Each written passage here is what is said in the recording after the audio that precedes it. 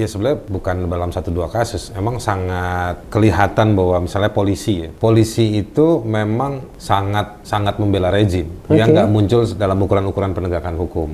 Begini, saya menduga atau saya orang yang meyakini bahwa presiden ini berkepentingan dengan polisi, tetapi kita nggak pernah tahu konsep polisi itu di kepala presiden apa, baik secara person maupun presiden sebagai kelembagaan. Setuju, dan saya kan sempat dampingin polisi yang coba mengungkap bahwa di tempatnya dia dikondisikan oleh pimpinan polisi di tempatnya dia untuk memenangkan kelompoknya Jokowi waktu itu. Iya, dan si polisinya malah ditekan dan juga dilaporkan, dikenain proses hukum.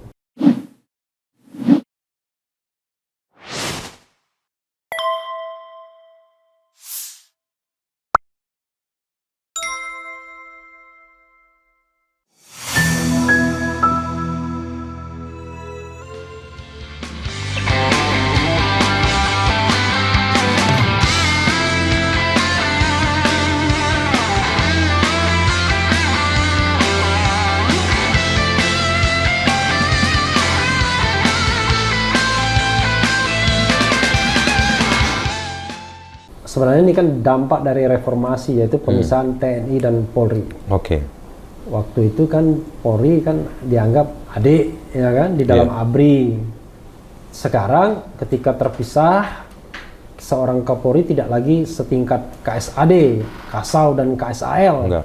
tapi setingkat Panglima TNI. Bahkan to some extent, ya, mereka lebih powerful. Betul. Karena kemarin saya mendengar, misalnya beberapa hari yang lalu mendengar seminar dari Salim Said, ya, bilang perbedaan TNI dan Polri adalah TNI tidak bisa bertindak sendiri atas perintah, tapi seorang polisi bisa bertindak sendiri karena dia penegak hukum. Diskresi, ya? Iya, dia penegak hukum. Dia nggak perlu nunggu perintah untuk nangkap maling. Dia tidak perlu nunggu perintah untuk misalnya memperingatkan pelanggar dan lain sebagainya. Saya ingin opini Anda terhadap Polri di era pemerintahan Jokowi ini. Kalau polisi di era rejim Jokowi ini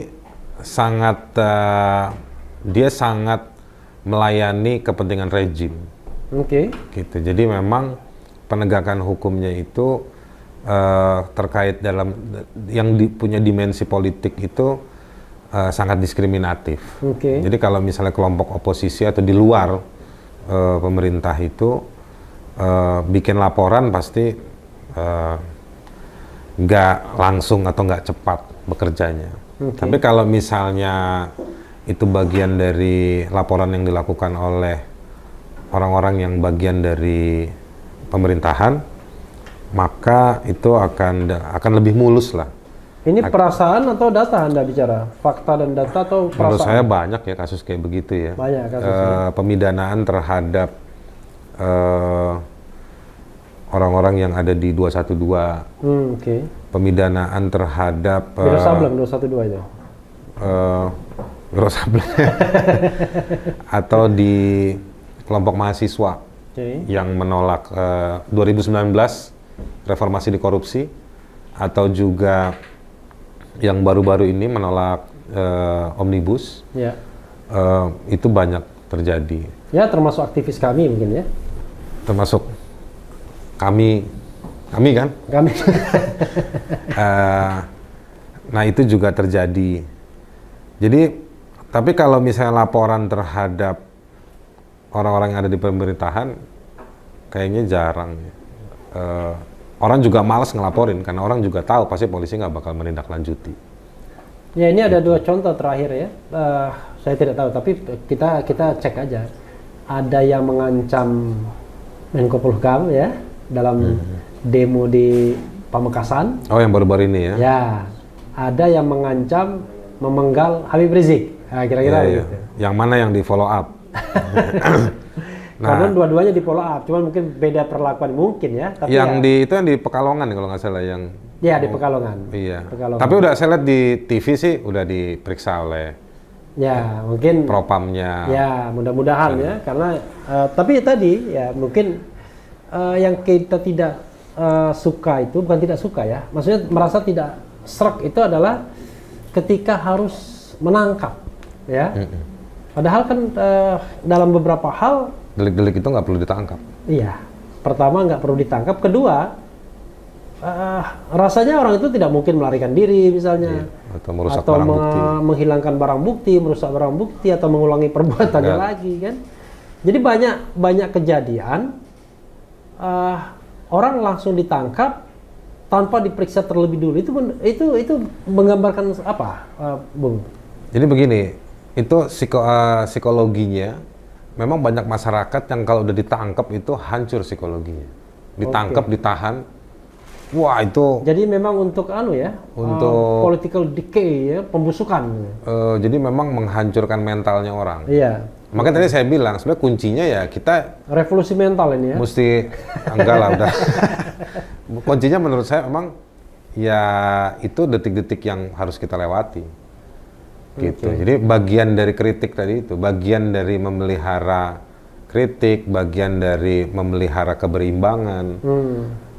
Kalau Anda mau menyampaikan sesuatu ya Anda mesti siap juga. Jadi pasang kuda-kuda ya. Iya. Tapi menurut saya Gitu. itu adalah syarat menghadapi rejim yang seperti ini dengan performa polisi yang sangat melindungi rejim, ya beginilah. Dan memang terbukti beberapa petinggi polisi di zamannya rejim ini dapat posisi-posisi yang baik pasca selesai dari tugas pemolisian. Oke. Tito Karnavian misalnya. Jadi Ya, menteri. dia walaupun dia orang Palembang, Sumatera Selatan, berarti Anda memang dia Mendagri sekarang ya. Nah, jadi menurut saya seperti itu. Nah, selain politis, polisi juga berkontribusi pada penggunaan pidana dalam sengketa-sengketa bisnis. Oke. Itu jadi saya melihat banyak banget. Bahkan saya kan punya kantor hukum juga ya. Beberapa klien saya itu juga jadi saya nggak bilang jadi korban ya. Mungkin juga korban tapi juga terbelit dalam praktek itu.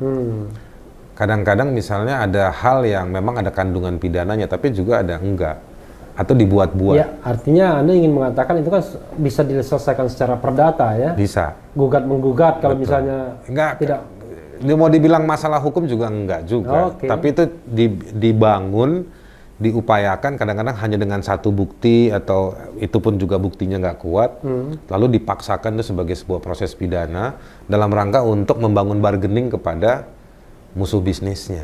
Oke, Bung.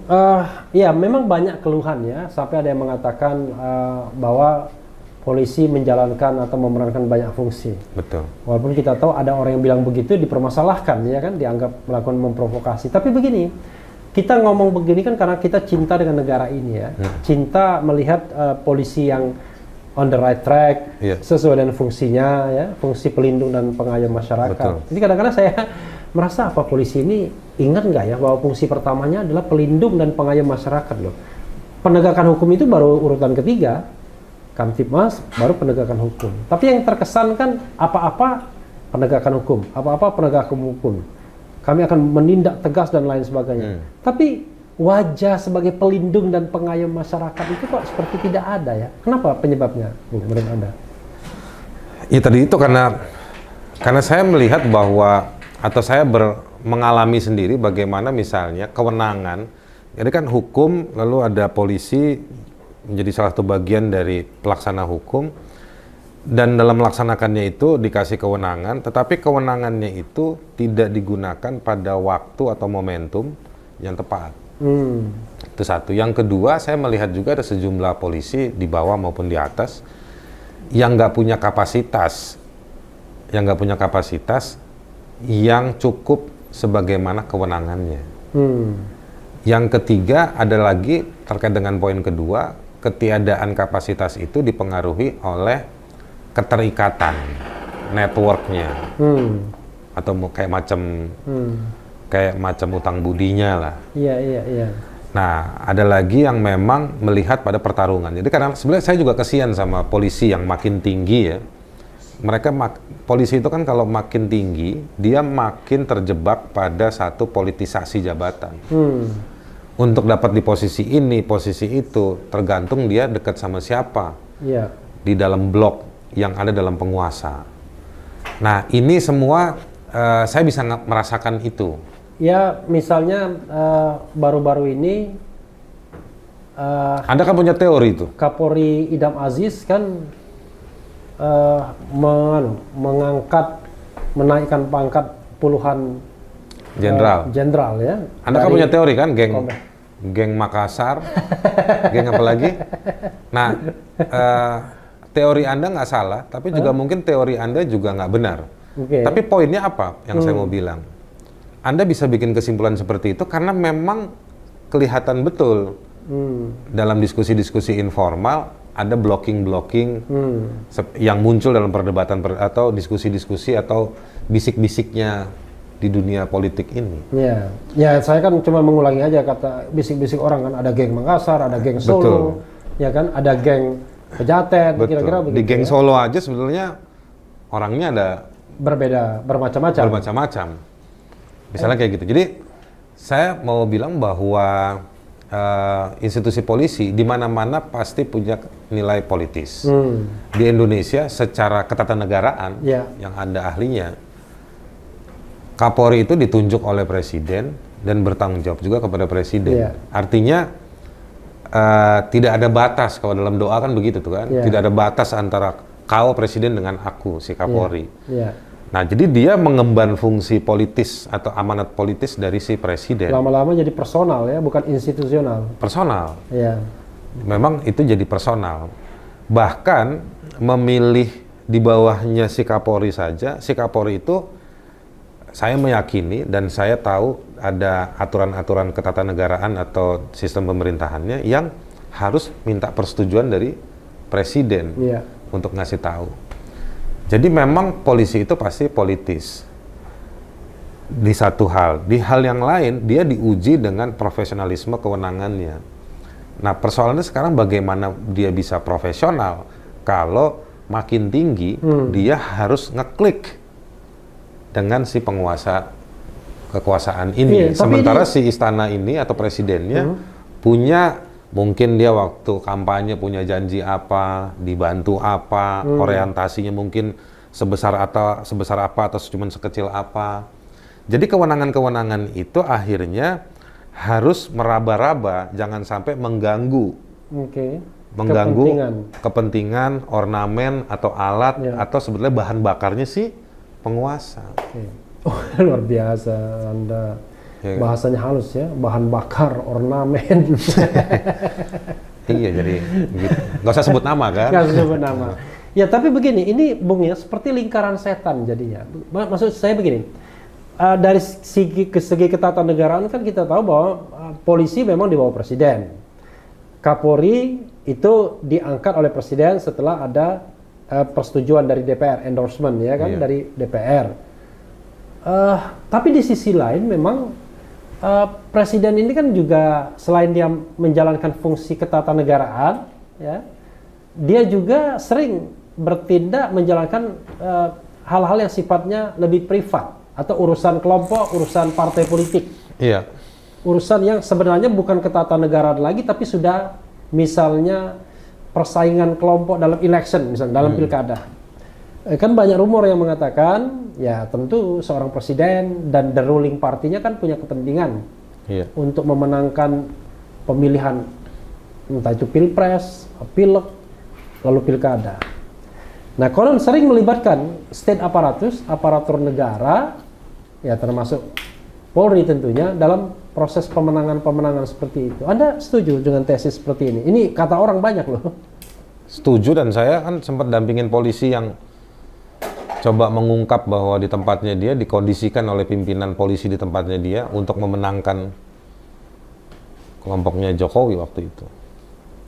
Iya, dan Anda Dan si polisinya malah ditekan. ditekan dan juga dilaporkan, dikenain proses hukum. Dan saya dengar Anda mau diajukan ke Mahkamah Konstitusi waktu itu Iya. sebagai Saksi. saksi, tapi nggak jadi.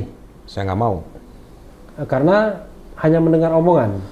Satu, karena saya merasa bahwa timnya 02 nggak punya manajemen penanganan kasus yang baik. Oke. Yang kedua, yang pantas jadi saksi juga adalah si polisinya. Ya. Yang ketiga, saya juga punya sejumlah catatan terhadap beneficiary owner dari 02, itu si Prabowo. Oke. Beneficiary owner. Ya kan, BO-nya. Jadi menurut saya, ya saya nggak mau lah. Oke. Gitu. Ya, tapi ya orang waktu itu kecewa juga bagaimana Anda bisa mengungkapkan sebuah fenomena ya. Banyak yang meyakini soal seperti itu, tapi susah sekali untuk membuktikannya akhirnya. Ya terus terang, Sobat Era sekalian, ini juga kan menjadi kegelisahan kita semua ya. Iya. Selain tadi soal kebebasan berpendapat, ya, juga soal netralitas TNI Polri, ya. Menurut Anda, apa ya yang sebaiknya dilakukan oleh polisi kita, oleh pemerintahan Jokowi, agar kita betul-betul memiliki polisi yang walaupun secara struktural dia di bawah seorang presiden, tapi dia bertindak independen tapi profesional, independen, profesional dan netral. Oke. Netral juga ya, independen dan profesional.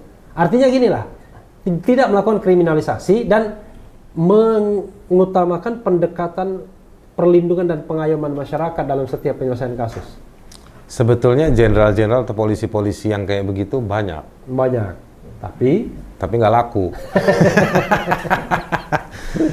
Polisi itu banyak kok yang bagus. Iya. Jenderal-jenderal itu juga saya tahu beberapa. Ya, kita bicara sebuah fenomena ya. Kita tidak bicara mengenai sebuah apa ya? Gini, Bung.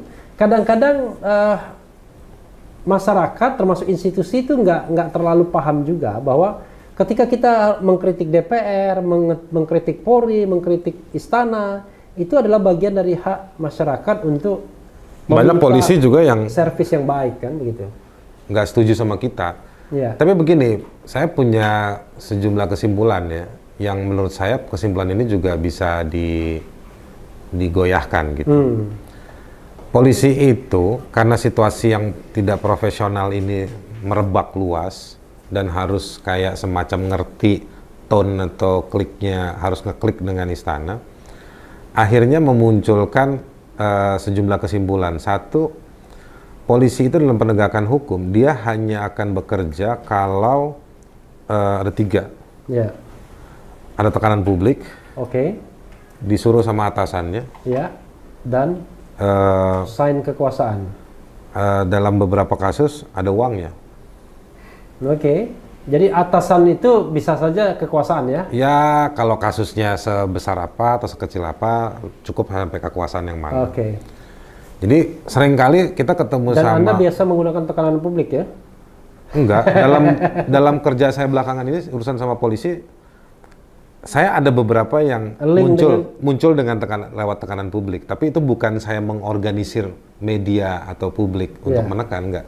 Tapi memang kasusnya punya magnitud di publik. Ya, walaupun Anda nggak ngomong, tetap ada public interest-nya di situ ya? Ada public interest-nya. Tapi juga saya punya banyak kasus yang saya nggak pernah buka ke publik. Atau memang saya nggak kasih ini ke publik. Iya. Dan saya masih bertahan untuk melawan atau mencoba komunikasi dengan polisi. Gitu. Kasusnya ngeri-ngeri juga. Tapi saya coba tetap bicara sama pimpinan-pimpinan polisi. Atau pimpinan di dalam otoritas yang nanganin kasus itu. Anda nggak diancam? Sesuatu yang tidak diharapkan terjadi. Tindakannya nggak melulu berupa ancaman. Ya. Misalnya penghindaran, menghindar supaya nggak ngerespon. Oke. Penghindaran ya. Atau persuasi. Oke. Tapi persuasi masih saya bisa handle dalam rangka coba dialog. Ini gimana nih gitu. Maksudnya, tapi nggak ngerti saya. Persuasi untuk jangan lakukan itu dong, iya, Haris. Tapi kan kalau persuasi verbal kan nggak ada masalah. Tapi kalau ada... Kan ini bicara kewenangan toh? Iya, ada kalau kewenangan, kita kadang-kadang bingung, nih apa tugasnya polisi jadi ngomongin kayak begini, kan kadang-kadang begitu. Iya. Nah, tetapi ada juga sih, saya merasakan polisi yang profesional, baik. Oke. Cukup oke lah.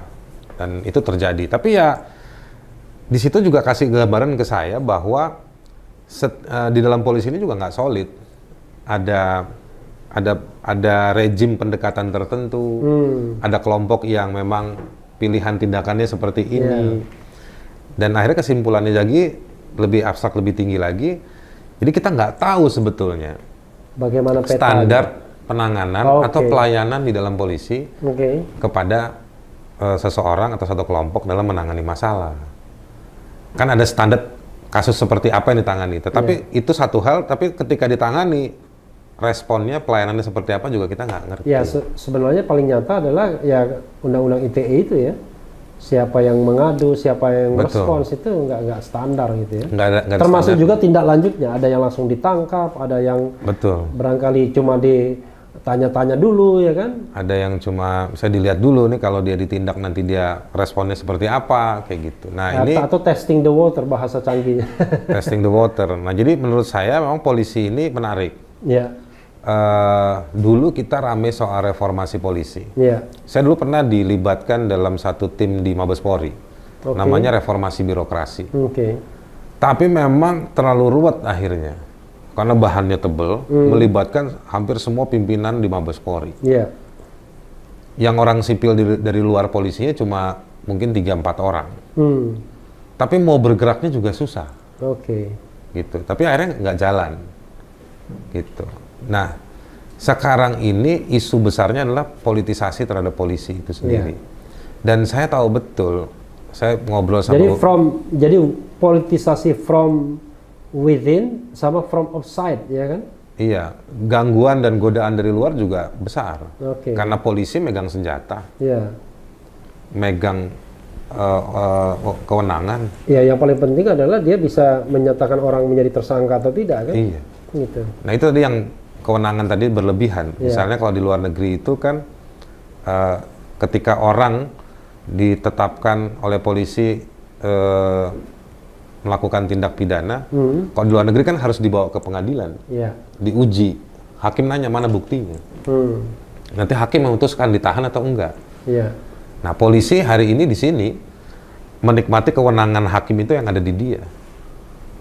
Dia bisa subjektif ya. Iya.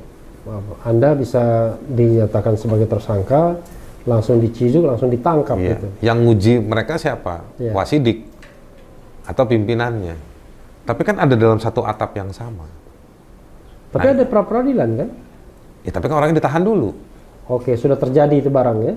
Udah kejadian tuh barang, Ya. udah Ya minimal 1 minggu 2 minggu sudah kena duluan karena Iya. proses pra-peradilan kan juga ya 1 minggu 2 minggu. Sekarang kalau ada orang di desa di pulau pulau kecil mau Ya. nyari lawyer seorang Refli Harun susah. Ya seperti anu ya, Buton sama yang itu. Gimana nasibnya sekarang? Yang mana nih?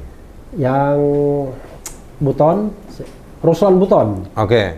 Nah, saya nggak tahu nasibnya gimana. Kayaknya sudah diadili kayaknya. Ya dia Dia diadili. dia Tapi anu ya. dia itu pelaku penyiksaan juga tuh. Iya. Ya tapi itu another story kan. Kadang-kadang Teman-teman kontras itu ngurusin kasus ya. orang yang disiksa sampai mati, pelakunya si orang itu. Oke. Ya tapi Itu kan, dia makanya tadi tuh. Kita kan jadi nggak kasus, itu kasus lain kan. kasus lain jadi gini. Ada praktek kekerasan yang gagal dicegah dan akhirnya pelakunya melakukan sesuatu yang kemudian dibilang melakukan kesalahan. Concern teman-teman di kontras begini loh. Kenapa kok ditahan pas lagi dia ngeritik? Iya. Tapi ketika dia melakukan penyiksaan dia nggak ditahan. Oke. Itu karena penegakan hukum nggak bisa lurus. Oke. Gitu. Terlalu memilih. Tadi belum dijawab apa yang Apa harus itu? dilakukan oleh polisi Oke. ini agar dia tadi tetap profesional, ya kan? Dan independen. Tetap netral dan profesional. Karena kan kita nggak bisa mengubah struktur ketatanegaraan. Mungkin Iya. kemarin diubahnya dengan endorsement. Kalau Ya. saya saranin, pendapat saya, kalau mau cepet ya dan penting, harus tadi saya ada belum minum lah. Ayo minum. Ayo. Saya tuan rumah. Menurut saya Iya. leadership, Nah, gitu. leadership dari orang nomor 1 di Republik ini Ya kalau itu nggak usah dibahas lah, itu udah banyak bukunya udah kan. ya. Lalu leadership dari si Polri sendiri, Kapolri. Kapolri. Jadi harus menemukan sosok seseorang Ya. yang memang punya pemahaman yang baik Satu, yang kedua punya pengalaman. Yang ketiga justru yang sebetulnya punya catatan tidak berpihak atau main pada kelompok-kelompok tertentu. Katakanlah ya, kalau kita pakai satu kasus ya, Kapolri Idam Aziz ini ya, bagaimana dia mau melakukan sebuah reformasi kalau masa jabatannya sendiri cuma 1 tahun? Dia bisa nggak ada yang efektif. Nggak efektif jadinya. Nggak ada efektif. Belum lagi dia mungkin menghadapi soal geng. Dia sendiri kan ngomong. Iya. Dia sendiri ngomongnya nanti ada saling hantem gitu. Ya, dia bilang api dalam sekam ya. Iya. Kelihatannya aja di damai-damai, padahal Betul. di belakang api dalam sekam. Nah, dia sendiri sebenarnya udah mengindikasikan dengan sangat eksplisit dan kuat situasi itu. Nah, makanya sebetulnya itu harusnya kalau tanpa harus dikonfirmasi ke dia, menurut saya sebetulnya itu bisa jadi satu message yang sangat kuat buat si presiden sebagai user terhadap Kapolri untuk misalnya manggil Idam Aziz. Jadi sebetulnya apa yang harus dilakukan? Itu salah satu sumber, nggak hanya dia doang. Nah, yang kemudian dari situ kalau saya mau nimbrung secara imajinatif, saya akan bilang bahwa harusnya dicarilah pemimpin yang bukan hanya dilihat pada personnya, tetapi dia punya konsep. Yang konsep itu nanti bisa kayak semacam merit system untuk nge-grab orang atau ngambil orang, pejabat-pejabat tinggi yang didudukan dalam konsep yang dia punya. Konsep ini bukan sesuatu yang lewat PowerPoint dipresentasikan depan DPR untuk dapat persetujuan atau endorsement ke presiden, tetapi diskusi betul. Karena banyak kebisingan di Republik ini karena polisinya polisi, kebijakan-kebijakan. Tapi Anda kan membayangkan ada yang namanya will ya, ada namanya keinginan. Jadi persoalannya adalah keinginan itu ada nggak sih? Karena gini, sederhananya gini, orang yang mau berubah itu adalah orang yang merasa bahwa kondisi saat ini tidak menguntungkan dirinya atau kelompoknya. Salah satunya kan, teorinya kan begitu. Kalau perubahan konstitusi kan begitu biasanya. Nah, kalau kondisi saat ini menguntungkan polisi misalnya, saya kira keinginan untuk berubah tidak akan ada. Contoh misalnya ada isu polisi harusnya tidak langsung dibawa presiden, tapi dibawa kementerian tertentu, sebagaimana TNI dibawa kementerian pertahanan ya, dalam hal administrasi tertentu dan lain sebagainya. Nah, tapi ide seperti itu pasti nggak laku, Bu. Begini, saya menduga atau saya orang yang meyakini bahwa presiden ini berkepentingan dengan polisi, tetapi kita nggak pernah tahu konsep polisi itu di kepala presiden apa, baik secara person maupun presiden sebagai kelembagaan. Kalau sebagai kelembagaan sebenarnya gampang, yang sebenarnya juga diucapkan oleh pihak Polri sendiri, mengamankan kebijakan presiden. Menurut saya itu fair juga, meskipun kebijakan presiden yang perlu kita kritisi. Tetapi ada peran atau kewenangannya polisi yang normatif. Paling nggak di Undang-Undang Nomor 2 tahun 2002 soal Polri. Nah, dari situ kan harusnya dikawinkan atau dicari irisannya. Baru kemudian dicarikan orangnya yang bisa melaksanakan irisan-irisan tersebut secara profesional dan bisa dipertanggungjawabkan. Gitu. Nah, dan itu orang-orangnya ada. Satu, yang kedua, situasinya juga harus dibikin ada dengan maksud begini. Jangan dikasih beban-beban tambahan. Misalnya ikut titipan, menggalang. Ya, jadi presiden mudah-mudahan tidak terpengaruh oleh signal-signal yang dimunculkan oleh kelompok-kelompok tertentu untuk mendukung 1-2 nama. Tapi apa ya, jabatan di kepolisian ini tidak hanya Kapolri, itu jabatan yang memang banyak memunculkan kepentingan. Tidak hanya kepentingan bagi person yang menduduki atau bakal menduduki jabatan itu sendiri, tapi juga orang lain yang bakal punya kepentingan. Saya bilang begini misalnya, ada orang bisnis misalnya, dia nggak peduli dengan tentara ya kan, tapi begitu polisi, waduh dia sangat peduli. Nah, bos, Kita punya berapa? Hampir 500 kan? Provinsi, kabupaten, Iya, 500 lebih. kabupaten kota, Iya. 500 lebih. Iya. Dan semua itu ada otoritas polisinya kan? Iya. Dan setiap otoritas polisi punya kewenangan penegakan hukum kan? Iya. Dan di setiap lokasi itu ada APBD kan? Iya. Dan setiap APBD itu kan diturunkan kepada pengusaha-pengusaha. Iya. Apakah semua pengusaha itu punya ketertiban administrasi ngajuin? Atau saya balik, Iya. kalaupun mereka tertib, mereka Tidak jaminan juga. nggak jamin bisa diganggu Iya. lewat kewenangan itu. Ini yang Saya menurut ketemu dengan sejumlah pengusaha di tingkatan lokal yang simpel-simpel, small businesses saja. Ya ini yang sebenarnya berat. Ada orang yang mengatakan organisasi kepolisian ini terlalu lebar, ya kan? Seperti burung Garuda atau burung Raja Wali yang besar sekali jangkauan sayapnya. Ada yang mengatakan, kenapa nggak kita pisahkan saja? Kalau kita pakai teori otoritas sipil dan elected official, kenapa nggak polisi di bawah pemerintahan daerah misalnya? Karena sekaligus agar pemerintah daerah yang elected itu mampu menunaikan janjinya, salah satunya janji Kamtibmas misalnya. Iya. Tapi saya sekali lagi, ide ini sama dengan ide polisi di bawah menteri. Pasti akan ditentang oleh Tapi sebetulnya pihak kepolisian. soal di bawah pemerintahan daerah dalam secara parsial ya. Ya, jadi ada polisi lokal, ada polisi nasional tentunya nanti. Ya, tapi di Indonesia sendiri secara parsial kewenangan itu, distribusi itu kan sudah ada di Undang-Undang soal pemerintahan daerah, Undang-Undang Nomor 24. Ya. Kewenangan-kewenangan yang menunjuk bahwa pemimpin daerah itu juga kayak bukan atasan, tapi semacam dialah pemimpin daerah dan siapapun yang ada di situ harus Ya itu koordinatif. sebenarnya dalam konsep Forkompinda kan, Forum Komunikasi Pimpinan Daerah. Betul. Memang koordinatornya kepala daerah. Tapi karena dia pegang anggaran. Ya, tapi mereka boleh juga. Ya, tapi dalam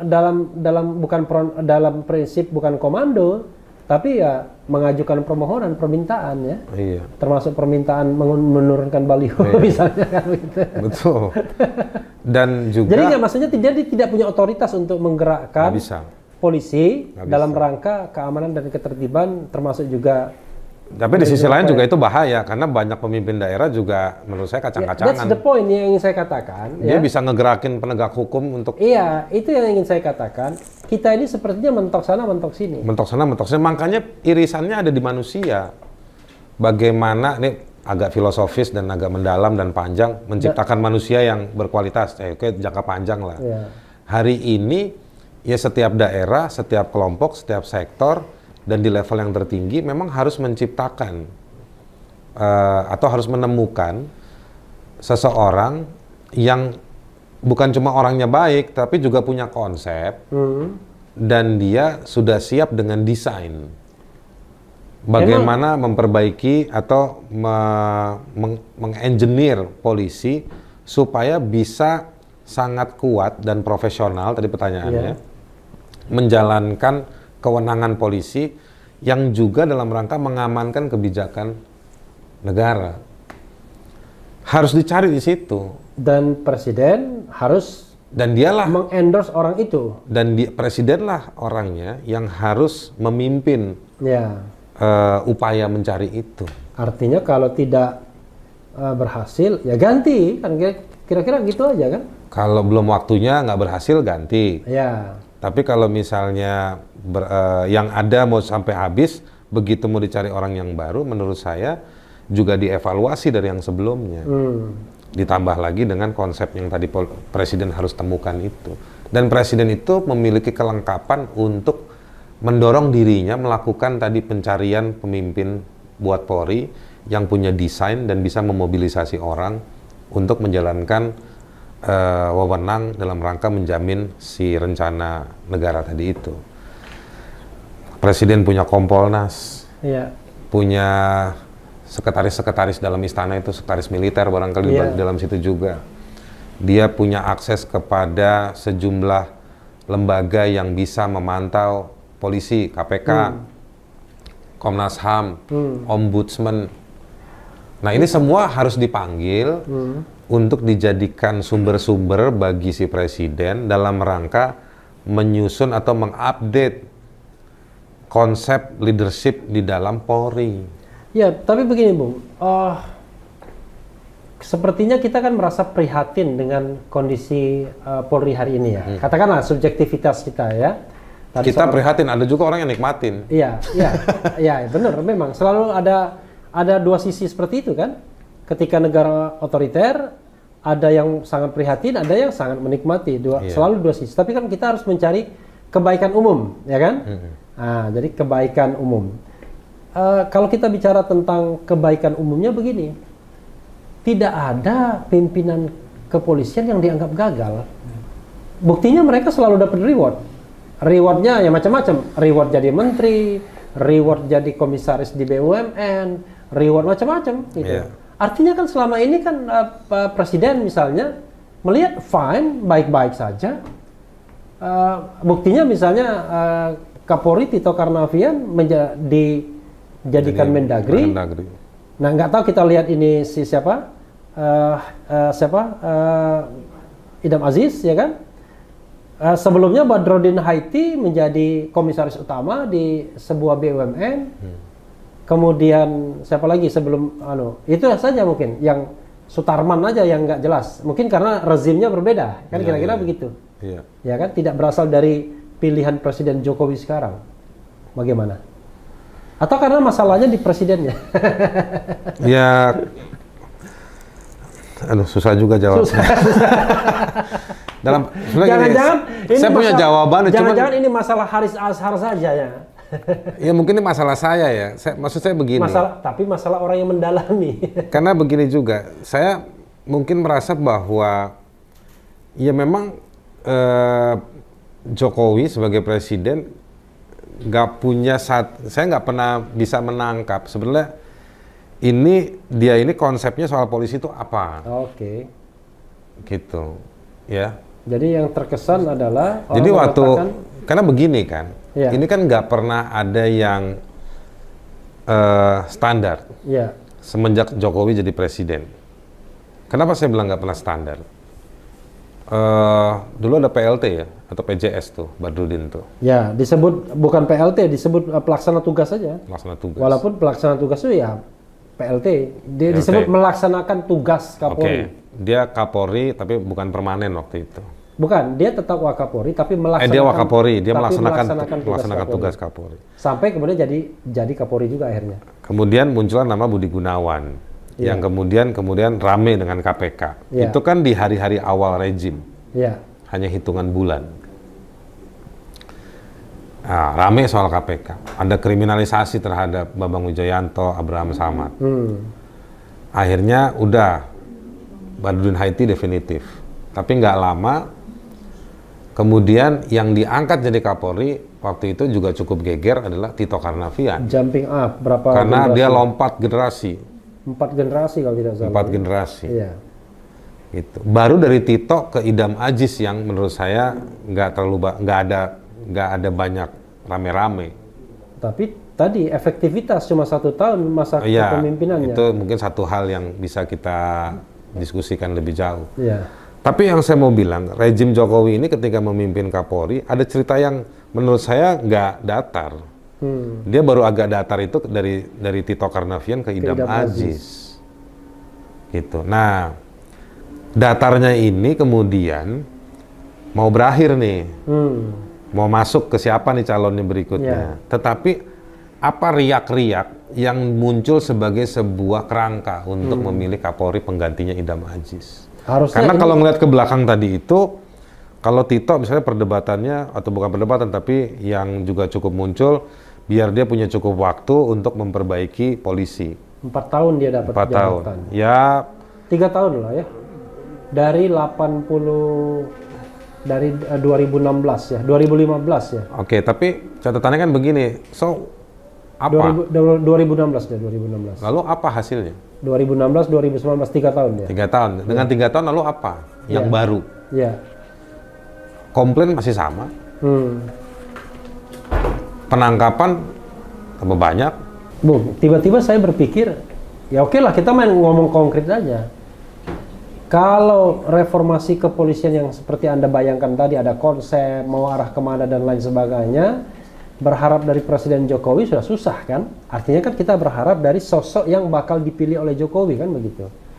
Boleh nggak menyebut nama siapa sih orang ini berat pasti bagi Anda. Tapi saya ingin mengetahui, siapa tahu Anda tiba-tiba berpikir ya kan. Gitu. Yang jelas bukan Refli Harun. Saya punya sejumlah nama yang iya. Tapi buat saya nggak mau sebut nama karena ya sebutlah beberapa nama. Kalau satu nama kan kita akan menganggap bahwa kita akan mengendorse orang tersebut. Tapi beberapa nama dan kemudian kenapa Anda tertarik dengan orang itu kan penting disebutkan. Misalnya siapa? Kenapa Anda tertarik? Nggak mau saya sebut beberapa nama itu. Nggak mau Tapi juga. saya tahu ada jenderal-jenderal yang baik dan bagus. Iya, gitu. kalau Anda tidak sebut nama, bagaimana Jokowi tahu? Enggak, Jokowi panggil saya aja. Enggak, maksud saya begini. Jokowi tadi makanya saya bilang. Saya jangan sampai ke Presiden Jokowinya. Mungkin mudah-mudahan sampai minimal ke Pak Muldokonya, ya kira-kira gitu ya. Jadi tolong dipanggil Haris Ashar untuk mendengarkan. Pak Muldoko bisa telepon saya lah. Tapi begini. Oke. Presiden, saya sebut jabatan ya. Presiden punya kelengkapan yang sangat variatif untuk menemukan orang tersebut. Oke. Tadi saya sebut tuh ada Ombudsman, ada KPK, ada Komnas HAM, ada Kompolnas. Kira-kira pangkatnya Komjen atau masih Irjen? Ya bintang-bintang 3, bintang 2. Oke. Kalau bintang 2 kan agak melipir sedikit iya, kan. tapi begini, maksud saya kan sebetulnya presiden itu kalau manggil 1-2 orang atau manggil orang-orang yang namanya masuk, sebenarnya kan dia mesti tanya, oke, konsep Anda begini, ini agenda kita ini apa segala macam, rakyat butuh ini, kritik publik ini, gimana Anda merespon dan tim Anda siapa? Gitu. Harusnya sih idealnya begitu. Sekali lagi ini momentum, gitu. Kita tahulah bahwa banyak masyarakat sudah punya tingkat kepercayaan yang makin tergerus melihat pemerintah. Tapi itu kan juga nggak berarti bahwa pemerintah ya udah. Anda nggak percaya juga, ngapain saya berbuat? Tapi dia harus berusaha karena ini kewajiban konstitusional. Oh iya, jadi bagaimanapun namanya pemerintah tidak boleh lepas kan, malah dosa menurut saya. Lihat tuh Zimbabwe, meskipun dia udah nggak dipercaya dalam dan luar negeri, dia tambahin terus 0 di duitnya kan, dalam rangka memastikan supaya tetap bisa berjalan pemerintahan. Nah, istana, rejim pemerintahan Jokowi atau si Jokowinya sendiri sebagai presiden mewakili lembaga kepresidenan, dia harus mengupayakan itu. Nah ini yang menurut saya ya sekali lagi nggak tahu, tapi kan memang kita juga tahu lah ya banyak kepungan-kepungan itu terhadap Jokowi. Dan banyak kepentingan kalau sudah Kapolri kan? Dan banyak kepentingan karena ini kan soal kenikmatan banyak orang kan? Multi interest tadi itu, yang melihat presiden dan melihat jabatan Polri tadi. Jadi terakhir Anda putus asa?